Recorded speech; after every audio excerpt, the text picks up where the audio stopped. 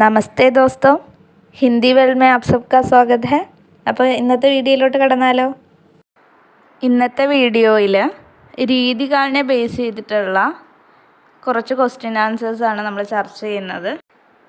ആദ്യത്തെ ചോദ്യം, ഛന്ദോं की विविधता കേശവ് की किस രചന में है? അതിൻ്റെ ആൻസർ രാമചന്ദ്രിക.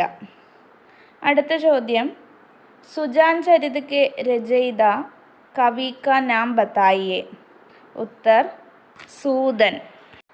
नेक्स्ट ചോദ്യം, अलंकार पंचाशिका किस रीतिकालीन कवि द्वारा रचित अलंकार ग्रंथ है? उत्तर मतिराम. അടുത്ത ചോദ്യം, रीतिकाल में वीर रस की कविता करने वाला कवि इनमें से कौन है? അപ്പോൾ അതിൽ ഭൂഷണാണ് ഫേമസ് ആയിട്ടുള്ള വീരരസ് പ്രധാൻ കവിത എഴുതുന്ന കവി. इस वर्ग में वे कवि आते हैं जो रीति के बंधन में बंधे हुए हैं, अर्थात जिन्होंने रीति ग्रंथों की रचना की है. അത് രീതിബദ്ധ കവികളാണ് അതിൻ്റെ ഉത്തരമായിട്ട് വരിക.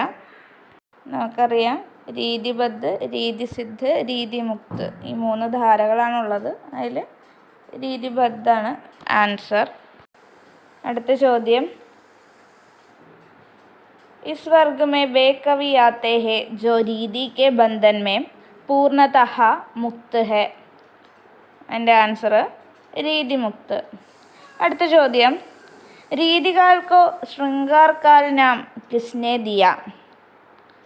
ഇത് കുറേ റിപ്പീറ്റഡ് ആയിട്ട് നമ്മൾ കണ്ടിട്ടുള്ള ക്വസ്റ്റ്യൻ ആണ്. അതിൻ്റെ ആൻസർ എന്ന് പറയുന്നത് വിശ്വനാഥ് പ്രസാദ് മിശ്ര. അടുത്ത ചോദ്യം, ലളിത് ലലാം കെ രചയിതാ കാ നാം ബതായിയെ.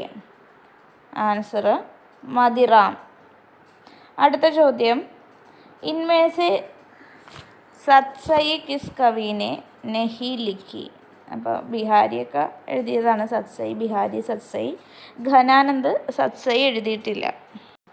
ചോദ്യം, ഭവാനി വിലാസ് കിസ് കവി की രചന है? उत्तर ദേവ്.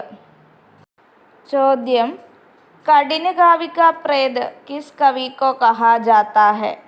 उत्तर കേശവ്. അടുത്ത ചോദ്യം, കവികുൽ കൽപ്പതരു, काव्य विवेक, श्रृंगार मंजरी आदि किसकी रचनाएं है? उत्तर ചിന്താമണി. ഇനി ഇതുപോലെ ഏതെങ്കിലും ടോപ്പിക്കിൽ ക്വസ്റ്റ്യൻ ആൻസർ വേണമെങ്കിൽ കമൻറ്റ് ചെയ്യുക. അപ്പോൾ നമ്മുടെ വീഡിയോ ഇഷ്ടമായെങ്കിൽ, നിങ്ങൾക്ക് ഹെൽപ്ഫുൾ ആണെങ്കിൽ ലൈക്ക് ചെയ്യുക, സബ്സ്ക്രൈബ് ചെയ്യുക, മറ്റ് പരിചയക്കാർക്കെല്ലാം ഷെയർ ചെയ്യുക.